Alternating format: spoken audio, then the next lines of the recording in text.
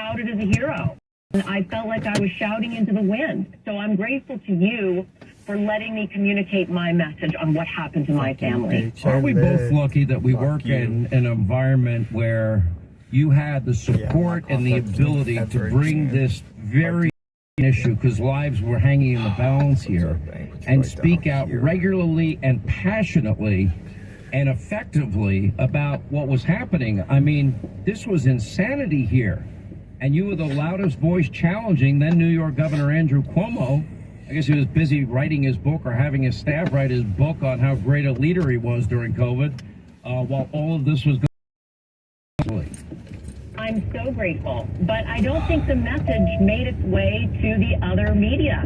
I still feel like people don't know the story of how this governor infected nursing homes, put over 9,000 COVID-positive patients without being able to test them, while nursing homes were saying, we cannot do this. And he knew, Sean, early on, he said multiple times, if the virus got into nursing homes, it would be like fire through dry grass.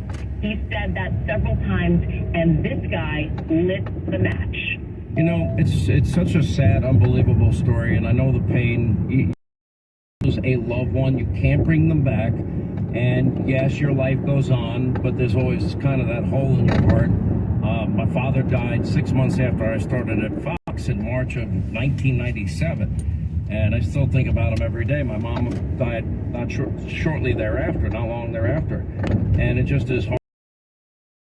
At the end of the day, you had all of these hospital beds that were prepared. They actually changed the ventilation system at the Javits Center, I think you know this, so that they could take on COVID patients in an environment where it was far less likely that it could be spread in that hospital that was built there. Right, and they went virtually unused, and we don't know why. Sean, this is why I continue almost 3 years later to advocate for all of these lives lost. Because we still don't have the answers. Why did he write the March 25th order? And why was it in place for 46 days? Why did he give blanket immunity to the nursing homes so that they couldn't be sued by families afterwards? And why didn't he use those facilities provided by the federal government? Those three things we deserve answers to, and he's getting off scot-free right now. Now, there are things that we are doing behind the scenes that I'm hopeful that someday we might have some accountability. Why is it up to us?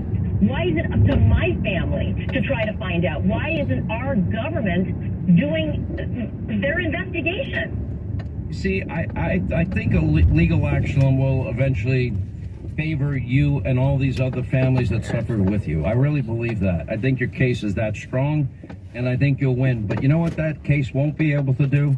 It won't be able to bring back one person that died as a result of this bad decision. And then